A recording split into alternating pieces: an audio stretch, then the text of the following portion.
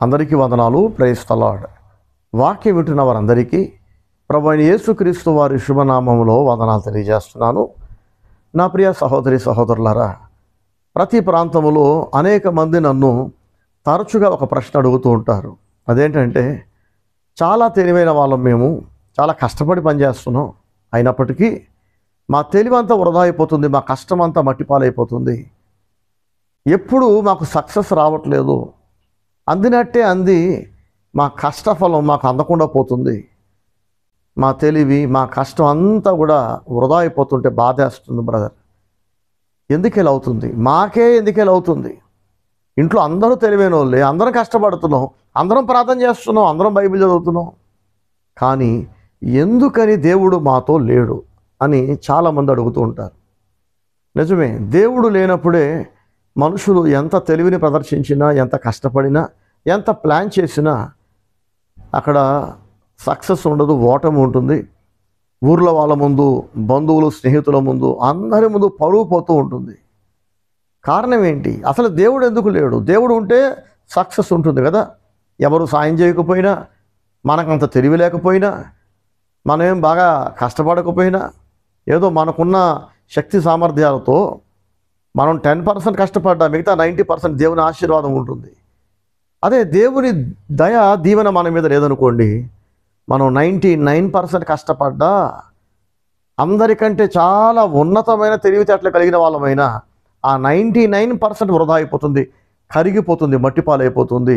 దేవుని ఆశీర్వాదం మన మీద లేనప్పుడు. దేవుని ఆశీర్వాదం అంటే దేవుడు మనతో ఉండటం, ఆయన కనుదృష్టి, ఆయన చల్లని చూపు, ఆయన కనికరం, ఆయన కృప మన మీద, మన ఇంటి మీద, మన చేతి పనులపైన ఉండటం.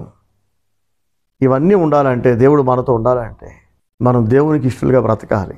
ఇక్కడే చాలామందికి సందేహం కలుగుతూ ఉంటుంది. మేము రోజు బైబిల్ చదువుతున్నాం, ప్రార్థన చేస్తున్నాం, కానుకలు ఇస్తున్నాం, కష్టపడుతున్నాం, మరి ఎందుకు దేవుని కరుణ మా పైన లేదు, ఆయన కటాక్షం మా పైన లేదు, ఎందుకు ఈ అపజయాలు అని, ఎందుకు ఈ అవమానాలని? ఇక్కడ మనం గుర్తుపెట్టుకోవాలండి, దేవునికి నచ్చినట్టు నేను బతుకుతున్నాను అని మనం అనుకోవటం వేరు, నిజంగా దేవుడు మనల్ని బట్టి ఆనందించటం వేరు. ఈ రెండింటికి మధ్య చాలా తేడా ఉంది.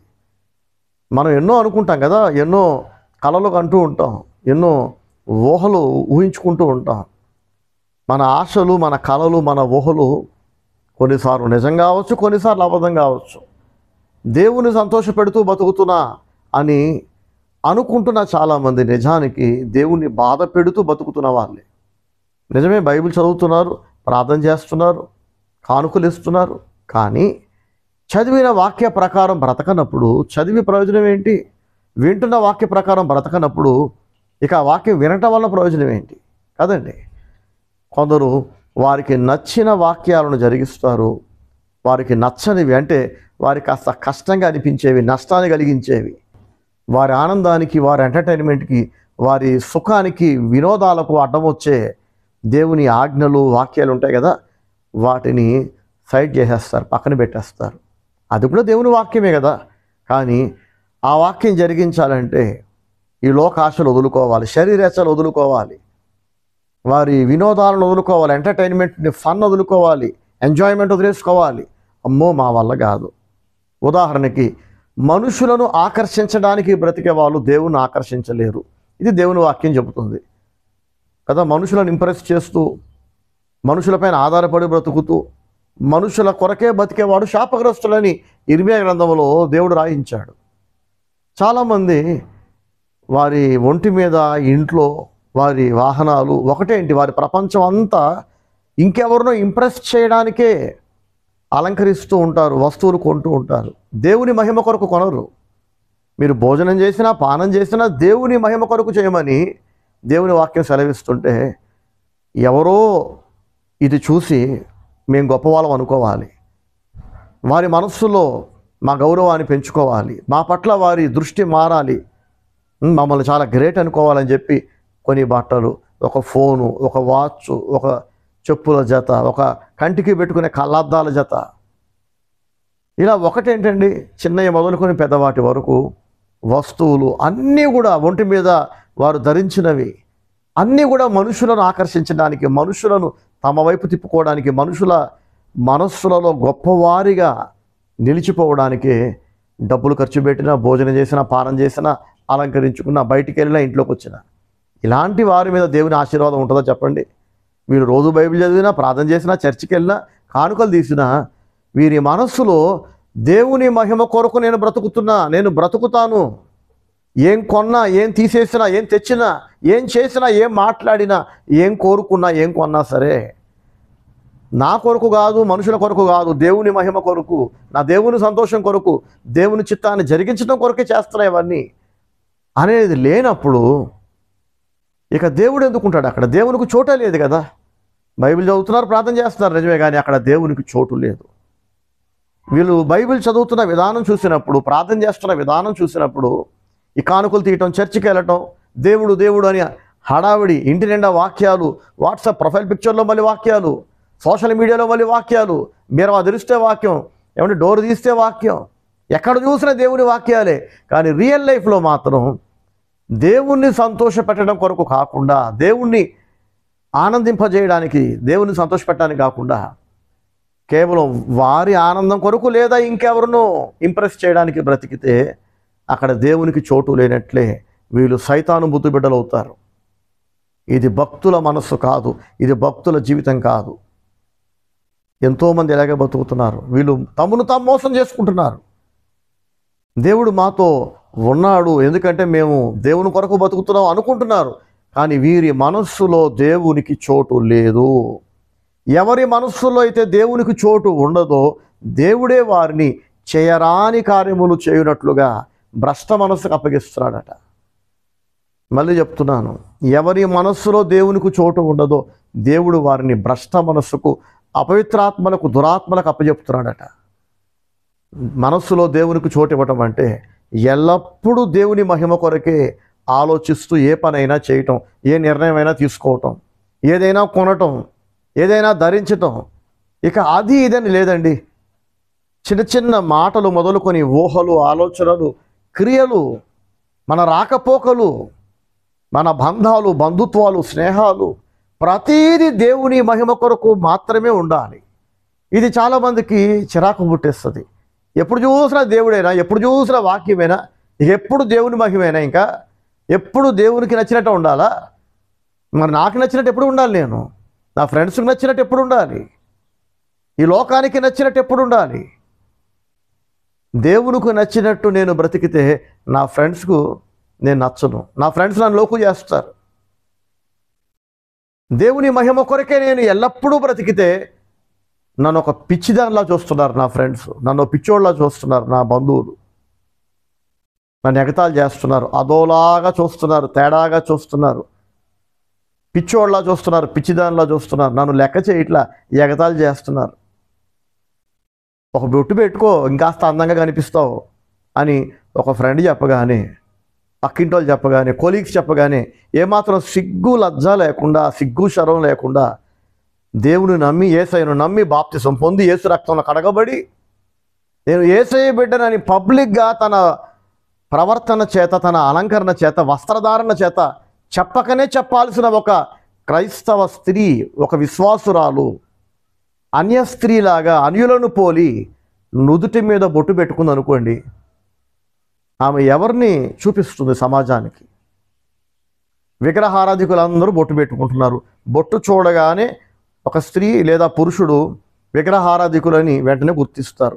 నుదుటి మీద బొట్టు లేదనుకోండి, ముస్లిమ్స్ పెట్టుకోరు, క్రిస్టియన్స్ పెట్టుకోరు కదా, వెంటనే కనీసం గుర్తిస్తారు వీళ్ళు క్రిస్టియన్, ముస్లిమో, మొత్తానికి విగ్రహారాధికులైతే కాదు అని గుర్తిస్తారు. నువ్వు విగ్రహారాధన చేయకుండా విగ్రహాలకు సంకేతమైన, విగ్రహారాధనకు సంబంధించిన ఒక బొట్టుని నుదుటి మీద పెట్టుకుంటున్నావంటే ఇక దేవుడు ఎలా ఉంటాడు నీతో? నేను యేసయ్య బిడ్డను, నేను బైబిల్కి చెందిన లైఫ్ కలిగిన వ్యక్తిని నువ్వు చెప్పుకోవడానికి సిగ్గుపడుతున్నావు. చదువుతుందేమో బైబిల్, ఫాలో అవుతుందేమో బైబిల్, చెప్పుకుంటుందంతా యేసయ్య బిడ్డనని, కానీ నీ నుదుటి మీద బొట్టు చూడగానే అందరికీ నువ్వు రాంగ్ సిగ్నల్ ఇస్తున్నావు. అర్థమవుతుందండి? సో నా ప్రియ సహోదరి సహోదరులారా, ఎంతోమంది అనుకుంటున్నారు మేము దేవుని కొరకే బతుకుతున్నాం, దేవుని సంతోషపెడుతున్నామని. ఇప్పుడే చెప్పుకున్నాం కదా బొట్టు గురించి. ఏం మాయ రోగం, తినదరక్క ఒళ్ళు బలిసి, కొందరు అంటారు బొట్టు పెట్టుకుంటే ఇంకాస్త అందంగా కనిపిస్తారట. ఎవరికి కనిపించాలి మీరు ఇంకాస్త అందంగా? పరాయి పురుషులక, పరాయి స్త్రీలక, ఊర్లో వాళ్ళక? ఇంకా అందంగా మీరు ఊర్లో వాళ్ళకి కనిపిస్తే ఏం జరుగుతుంది? మీకేం ప్రయోజనం? కొందరు కామంతో చూస్తారు, కొందరు మోహపు చూపుతో చూస్తారు, చెడు దృష్టితో చూస్తారు. దేవునికి ఏం మహిమ? దేవుడు ఎలా ఆనందిస్తాడు? మీకెలా మేలవుతుంది చెప్పండి? ఏదైనా దేవుని సంతోషపెట్టడానికి, దేవుని ఆకర్షించడానికి, దేవుని మెప్పించడానికి, దేవుని సంతోషపెట్టడానికి మన వస్త్రధారణ, అలంకరణ, మాట తీరు, బుద్ధి, బ్రతుకు ఉండాలి. కానీ ఫ్రెండ్స్ని, బంధువులను, లోకస్తులను సంతోషపెట్టడానికి, వారి మనస్సులో ఉన్నత స్థానాన్ని పొందడానికి, ఏమండి, అందరి కళ్ళు మీ వైపు తిప్పుకోవడానికి, ఆహా అందగత్తె, ఆహా అందగాడు, అబ్బో అని మనుషులు పొగడాలని మీరు కోరుకుంటున్నారు కదా. మరి దేవుడు ఎలా ఉంటాడు మీ లైఫ్లో చెప్పండి? దేవుని వాక్యం ఖచ్చితంగా చెప్తుంది, మీరు దేవుని పిల్లలైతే దేవునికి తగ్గట్లు నడుచుకోండి. దేవునికి తగ్గట్లు నడుచుకోవటం అంటే చూసే వాళ్ళందరూ గుర్తుపట్టేలాగా మన వస్త్రధారణ, మన నడక, మన పాడక, మన మాట తీరు, ప్రతీదీ కూడా దేవునికి మహిమ తెచ్చేలా ఉండాలి. అంతే తప్ప అన్యులను పోలి అన్య ఆచారాలు, అర్థమవుతుందండి, అన్యుల భయాలు, మూఢనమ్మకాలు, ఇవన్నీ అన్యుల అలవాట్లు, ఇవన్నీ మనం ఫాలో అవుతూ దేవుడు నాతో ఉన్నాడని అనుకుంటే, ఇక అలా అనుకొని మనల్ని మనం మోసం చేసుకోవడం తప్ప దేవుడు ఉండడు. అందుకే చాలామంది జీవితాలు తలకిందులు అవుతున్నాయి, దెబ్బతింటున్నాయి. తెలివి ఉంది, కష్టం ఉంది, కానీ వాళ్ళ పైన దేవుని ఆశీర్వాదం ఉండట్లా. వాళ్ళు దీవించబడట్లేదు. వాళ్ళకి మనశ్శాంతి ఉండదు, ఆరోగ్యం ఉండదు, దేవుని కాపుదల ఉండదు, కుటుంబీకుల మధ్యలో ఏక మనస్సు ఉండదు. సంవత్సరాలు దొరికిపోతుంటాయి కానీ ఎదుగు బొదుగు ఉండదు. ఏదో ఎదిగిపోతున్నట్టు, ఏదో బాగుపడిపోతున్నట్టు అందరికీ ఫోన్లు చేసి సొల్లు పురాణాలు చెప్తుంటారు, అబద్ధాలు చెప్తుంటారు. మేము అంత సంపాదిస్తున్నాం, ఇంత సంపాదిస్తున్నాం, మా పిల్లలు అలా బాగుపడ్డారు, ఇలా బాగుపడ్డారని. ఏదో ఒక రోజు వీళ్ళన్నీ అబద్ధాలు చెప్తున్నారని, సొల్లు చెప్తున్నారని అందరికీ అర్థమైపోతుంది. అప్పుడు గౌరవానికి బదులుగా అవమానమే మిగులుతుంది, పరువు పోతుంది కదా. అవసరమా ఇన్ని అబద్ధాలు? అవసరమా ఇంత సొల్లు? చెప్పండి. దేవుని దయను, దేవుని కనికరాన్ని, దేవుని కృపను పొందేలాగా మన లైఫ్ స్టైల్ ఉంటే, మన ఆలోచన విధానం, మాట తీరు, బ్రతుకుంటే ఎంత బాగుంటుంది కదండి. అప్పుడు నిజంగానే దేవుని చల్లని చూపు, ఆయన కనికర కృప మన లైఫ్లో ఉంటున్నాయి కదా. మన చేతి పనులు ఆశీర్వదించబడతాయి కదా. కొంచెమే మనం సంపాదించిన ఆ కొంచెము బహుమంది భక్తిహీనుల దగ్గర ఉన్న ధన సమృద్ధి కంటే శ్రేష్టంగా దేవుడు మారుస్తాడు కదా. దేవుడు మనతో లేనప్పుడు, ఆయన దీవెన మన మీద లేనప్పుడు, చాలా సంపాదించినా, చాలా కష్టపడ్డా, చెప్పుకోవడానికి చాలా చాలా సంపాదిస్తున్నాం అని చెప్పుకోవడానికే తప్ప ఆ డబ్బు నిలబడదు, మిగలదు. వెనక తిరిగి చూస్తే సంవత్సరాలు తొలిపోతున్నాయి, మీరు సంపాదించిందంటూ ఏముండదు. సంపాదించటం ఎంత ముఖ్యమో దాన్ని అనుభవించటం అంతకంటే ఎక్కువ ముఖ్యం. దేవుని ఆశీర్వాదం మన మీద ఉన్నప్పుడే అది సాధ్యమవుతుంది. సో ఒక ఎగ్జాంపుల్ చెప్పాను అంతే, బొట్టు గురించి. కొందరు చూడండి, కూలింగ్ గ్లాసులు ఇలా నెత్తి మీద పెట్టుకుంటారు. చర్చిలో కూడా కూలింగ్ గ్లాసులు నెత్తి మీద పెట్టుకొని కూర్చొని వాక్యం వింటూ ఉంటారు. దేనికి? కళ్ళు ఎక్కడున్నాయి? ఎదరున్నాయి కదా, ముఖం మీద ఉన్నాయి. మరి నెత్తి మీద కూలింగ్ గ్లాసులు దేనికంటే స్టైల్. అందరూ వీళ్ళను చూసి అబ్బా గొప్ప అందగాడు, అందగెత్తారు అనుకోవాలని. చర్చికి వచ్చేది విశ్వాసంలో బలపడడానికి కదా, ఇంకాస్త భక్తిగా మారడానికి, దేవునికి ఇష్టం లేని వాటిని తొలగించుకోవడానికి, ఆత్మీయంగా ఎదగడానికి, బలపడడానికి. మనస్సు దాని మీద లేకుండా మిగతా విశ్వాసులు చర్చికి వస్తున్నప్పుడు రోడ్డు మీద పరాయి వాళ్ళు, చర్చికి వచ్చాకేమో పాస్టర్ గారు మొదలుకొని తోటి విశ్వాసులు, ఇంటి దగ్గర ఉన్న వాళ్ళు అందరూ ఆ నెత్తి మీద కూలింగ్ గ్లాసులు, చెప్పులు మొదలుకొని ప్రతీది ఒకటే టార్గెట్ ఏంటంటే మనుషులను ఆకర్షించాలి, మనుషులను మెప్పించాలి, అందరి కళ్ళు నా మీద పడాలి, నేనొక అందమైన వ్యక్తినని, తెలివైన వ్యక్తినని, గొప్ప వ్యక్తినని అందరూ అనుకోవాలి. నెత్తి నిండా ఇలాంటి దరిద్రపు కోరికలు, చిల్లర కోరికలు, చిల్లర బుద్ధులు కలిగి ఉంటే ఇలాంటి చిల్లర మనుషులను దేవుడు ఎందుకు ఆశీర్వదిస్తాడు? ఇలాంటి దరిద్రులతో దేవుడు ఎందుకుంటాడు? అసలు దయ్యాలే ఉంటాయి కదా.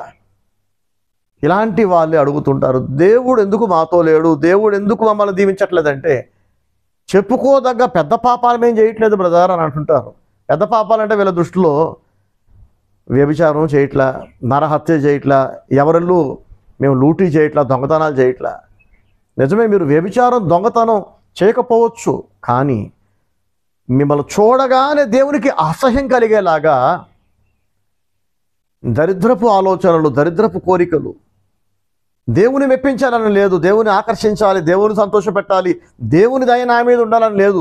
మనుషుల దయ, మనుషుల కృప, ఏమండి, మనుషుల చూపు, మనుషుల మెప్పు, మనుషులను ఆకర్షించడం, మనుషులను సంతోషపెట్టడం, మనుషులకి గ్యాస్ కొట్టడం, డబ్బా కొట్టడం, అబద్ధాలు, మోసం, నటన, కపటం, వీటి వలన దేవుడు దూరం అయిపోయి దయ్యాలకు చోటవుతుంది.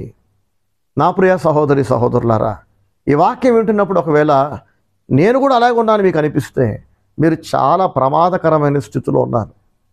మీ లైఫ్ నిండా దయ్యాలు ఉన్నాయి, దేవునికి చోటు లేదు.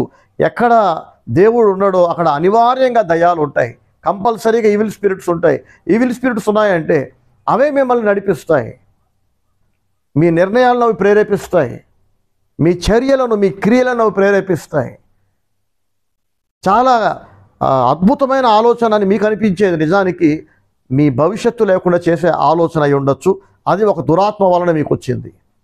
బైబిల్ చదువుతూ, ప్రార్థిస్తూ, కానుకలిస్తూ, చర్చికి వెళ్తున్న మీ లైఫ్లో మిమ్మల్ని నాశనం చేసే ఈవిల్ స్పిరిట్స్ ఎందుకున్నాయంటే మీ మనసులో దేవునికి చోటు లేదు కనుక. మనుషులకు చోటు ఉంది, లోకాశలకు చోటు ఉంది, శరీరేచ్ఛలకు చోటు ఉంది. అయినా మీరు బైబిల్ చదువుతున్నారు, ప్రార్థన చేస్తున్నారు, మిమ్మల్ని మీరు మోసం చేసుకుంటున్నారు. మత్తయి సువార్త 5వ అధ్యాయము 37వ వచనములో యేసయ్య ఇలా అన్నారు. మళ్ళీ చెప్తున్నా చూడండి, మత్తయి సువార్త 5వ అధ్యాయము 37వ వచనం. బైబిల్ ఉంటే మీరు కూడా తప్పకుండా తెరిచి చూడండి. మీ మాట అవును అంటే అవును, కాదంటే కాదు అని ఉండవలెను. వీటికి మించున్నది దుష్టుని నుండి పుట్టున్నది. ప్రైజ్ ది లార్డ్, హల్లెలూయా. యేసయ్య అంటున్నారు, అవునంటే అవును అన్నట్టు ఉండాలి, కాదంటే కాదన్నట్టే ఉండాలి. నేను దేవుని బిడ్డనని చెప్పుకుంటూ ఆ బొట్టు ఎందుకు, నెత్తి మీద కూలింగ్ గ్లాసులు ఎందుకు, ఏమన్నా సోకులు ఎందుకు, మనుషుల కళ్ళు మీ వైపు తిప్పుకునేలాగా పిచ్చి చేష్టలు ఎందుకు, పిచ్చి వేషాలు ఎందుకు? ఎవరైనా మీ ఇంట్లో అడుగు పెడితే అక్కడ దేవుని సన్నిధిని వాళ్ళు అనుభవించాలి. ప్రైజ్ ది లార్డ్, హల్లెలూయా. దేవుని సన్నిధి మీ ఇంట్లో ఉండాలి. దయ్యం పట్టిన వాడు మీ ఇంట్లో అడుగు పెడితే ఆ దురాత్మ వాడిని వదిలి వెళ్ళిపోవాలి. అలా దేవుని సన్నిధి మీ ఇంట్లో ఉండాలని ప్లాన్ చేయండి. ఎవరైనా మన ఇంటికి రాగానే వాళ్ళ కళ్ళు మన కొత్త సోఫా మీద పడాలి. అది చూసి వాళ్ళు కుళ్ళుకోవాలి, అది చూసి వాళ్ళు లేదా మనల్ని గొప్పవాళ్ళు అనుకోవాలి. మన ఇంట్లో ఉన్న సోఫా ఇంకెవడింట్లో ఉండకూడదు. ఆల్రెడీ ఒక టీవీ ఉంది, అది తీసేసి ఇంకొక పెద్ద టీవీ. దేనికంటే మన ఇంట్లో ఉన్న టీవీ ఇంకెవరి దగ్గర ఉండకూడదు. మళ్ళీ మనుషులని మెప్పించడానికి, మళ్ళీ జనాన్ని సంతోషపెట్టడానికి ఆల్రెడీ మంచిగా పనిచేస్తున్న ఒక ఫోన్ ఉంది, తిన్నదరక ఒళ్ళు బలిసి అప్పు చేసి, అధిక వడ్డీలకు అప్పు చేసి ఇంకో పెద్ద ఫోన్, ఇంకా ఖరీదైన ఫోను. ఏంటంటే అలాంటి ఫోను నా జోబులో, నా చేతిలో ఉంటే అది చూసి కొందరేమో నన్ను గొప్ప వ్యక్తిని అనుకుంటారు, కొందరేమో కుళ్ళుకొని చచ్చిపోతారు. ఎంతసేపు ఇలాంటి దిక్కుమాలిన కోరికలు, దిక్కుమాలిన ఆలోచనలు, ఏమండి, ఇలాంటి దరిద్రపు ఆలోచనలను, కోరికలను సమర్థించే భర్త లేదా భార్యనో, బిడ్డలో, ఏమండి, తల్లిదండ్రులు ఉన్నారనుకోండి, ఆ ఇల్లు బాగుపడుతుందా? దేవుడు ఆలుతుంటాడా? ఇంట్లో ఎవరో ఒకళ్ళు మనుషులను ఇంప్రెస్ చేయడానికి ఒక ఫోన్ కొందాం, ఒక టీవీ కొందాం అని కనుక ప్లాన్ చేశారనుకోండి, మిగతా వాళ్ళు గద్దించాలి, ఖండించాలి. అవసరమా? మనుషులను ఆకర్షించడానికి, మనుషులను మెప్పించడానికి, మనుషుల మనస్సులలో మనం గొప్పవాళ్ళం అవ్వడానికి ఈ తాపత్రయాలు, ఈ అప్పులు, ఈ ఖర్చులు అవసరమా? మనం దేవుని బిడ్డలం కదా, ఎవరేమనుకుంటే మనకెందుకు? దేవుడు మనల్ని చూసి మురిసిపోయేలాగా, దేవుని మెప్పించేలాగా, దేవుని సంతోషపెట్టేలాగా కదా మన ఆశలు, మన ఖర్చులు ఉండాలి అని మిగతా వాళ్ళు తప్పుడు కోరికలు కోరుకుంటున్న కుటుంబీకులను గద్దించాలి, సరిచేయాలి. కానీ చాలా ఇళ్లలో భర్త లోకాశలతో, శరీరేచ్ఛలతో, ఏమండి, జీవపు డంబం అంటారు చూడండి. అంటే జీవపు డంబం అంటే మనుషులు ఎదుట గొప్పలు పోవటం. అందరూ నన్ను ఒక గొప్ప వ్యక్తిని అనుకోవాలి, మాదొక గొప్ప కుటుంబం అనుకోవాలి, మేము గొప్పవారం అనుకోవాలి. అక్కడ ఏం ఉండదు, అంత సీనే ఉండదు, అక్కడ అంత గొప్పతనమే ఉండదు. లేని గొప్పతనాన్ని ఉన్నట్టు చూపించుకోవడానికి అలంకరణం, ఖరీదైన బట్టలు, ఖరీదైన ఫోను. నిజంగా గొప్ప వ్యక్తికి ఖరీదైన బట్టలతో, ఫోనుతో లేదా వస్తువులతో, అలంకరణతో ఇవేమీ ప్రచారం కల్పించాల్సిన అవసరం ఉండదు. మనకు అర్థమవుతుందా? బంగారాన్ని మనం ప్రమోట్ చేయనక్కర్లా, దాని విలువ దానికి ఉంది. కానీ ఒక పనికి మాలిన రాయి తీసుకొచ్చి అది వజ్రమును నమ్మించాలంటే దాన్ని పాలిష్ చేసి అబద్ధాలు ఆడి మసిపూసి మారేడికాయ చేయటం అంటారు చూడండి. అర్థమవుతుందా? దేవుని మహిమ కొరకు మనం బతకాలి. అప్పుడు దేవుడు మనల్ని హెచ్చిస్తాడు, ఆయన మనకు ఘనతనిస్తాడు. మనుషులందరూ మనల్ని గౌరవించేలాగా, మనకు భయపడేలాగా, మన జోలికి రాకుండా మన విరోధులైన ఎవరైనా దేవుడు వెళుతున్నాడు, వీళ్ళ జోలికి వెళ్ళామంటే మనకు మూడుతుంది, మనల్ని మనం నాశనం చేసుకోవటమే అని శత్రువులందరూ దూరం అవుతారు. మనుషులందరూ లేచి నమస్కరించే గొప్ప విలువను, గౌరవాన్ని దేవుడు ఇవ్వాలి మనకి. అటువంటి దేవునికి మనస్సులో చోటు ఇవ్వకుండా పనికి మాలిన కోరికలు, పనికి మాలిన ఆశలు, ఏమండి, మొత్తం ఇల్లు, ఒళ్ళు, కారు, బండి, ప్రతీది ఎందుకురా నీకంత ఖరీదైన బండి అని అంటే, నా రేంజ్ పెంచుకోవడానికి. నీ రేంజ్ పెంచాల్సింది దేవుడే. ఒక ఖరీదైన బండి కొనగానే నీ రేంజ్ ఏం పెరగదు, నీ గౌరవం ఏం పెరగదు. పెరిగిపోతుందని నువ్వు అనుకుంటున్నావు, కాలం దొరికిపోతుంది. కొంతకాలం తర్వాత నీకు అర్థమవుద్ది, బొక్క బొరలో పడుకొని మంచం మీద పెద్దగా ఏడవటం తప్ప నీకేం ఉండదు. ఇంకా అప్పులు మిగులుతాయి, అసంతృప్తి మిగులుతుంది, ఆయాసం మిగులుతుంది. ఇంకేం చేస్తే మనుషుల మనస్సులో నేను గొప్ప వ్యక్తిని అవుతా? అప్పులు ఎక్కువైపోతున్నాయి, వడ్డీలు ఎక్కువైపోతున్నాయి, అల్లాడిపోతున్నాను తప్ప బండి మార్చా, ఫోన్ మార్చా, బట్టలు మార్చా, ఇల్లు మార్చా, ఇంట్లో వస్తువులు మార్చా, అయినా అసంతృప్తి. దీనికి ఇంకా అంతు లేదు. ఇంకా అయినా నేను కోరుకున్న గౌరవ మర్యాదలు మనుషుల దగ్గర నాకు కనబడట్లా. ఏంటి సంగతి అంటే, దేవుడే నిన్ను అవమానాలకు అప్పగిస్తుంటే, దేవుడే నిన్ను పాతాళానికి తొక్కుతున్నప్పుడు, దేవుని కోపము, ఉగ్రత నీ మీద రగులుతున్నప్పుడు, నువ్వు బట్టలు మార్చినా, ఎన్ని మేకప్లు వేసినా, ఎన్ని సోకులు పడ్డా, కళ్ళద్దాలు నెత్తి మీద పెట్టినా, ఏమండి, ఖరీదైన లైఫ్ స్టైల్ మార్చినా, అప్పులు పాలైపోయి ఖరీదైన ఫంక్షన్ హాల్స్లో ఏసీ ఫంక్షన్ హాల్ బుక్ చేసి ఖరీదైన భోజనాన్ని బంధుమిత్రులకు పెట్టినా అన్నీ తినేసి నేను శపించి వెళ్ళిపోతారు అందరూ.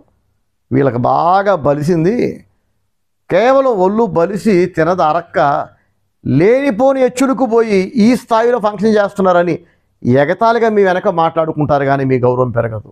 నా ప్రియ సహోదరి సహోదరులారా, మీ మనసులో దేవునికి చోటు ఇవ్వండి.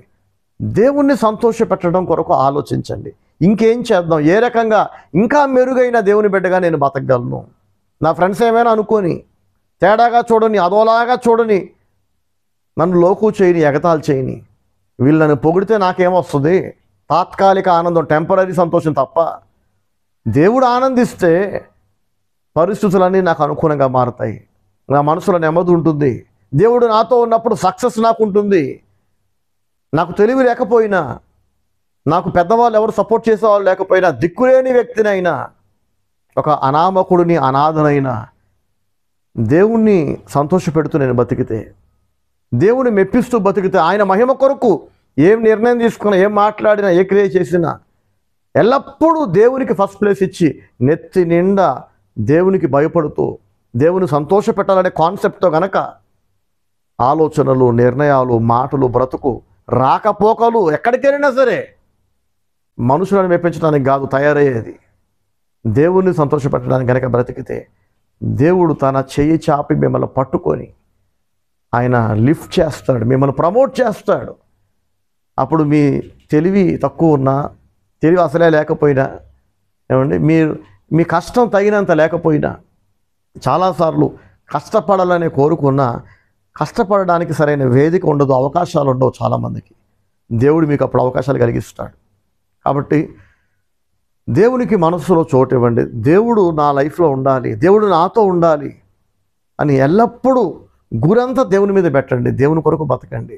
మీ మాట అవును అంటే అవును, కాదంటే కాదు అన్నట్టుండమన్నాడు దేవుడు.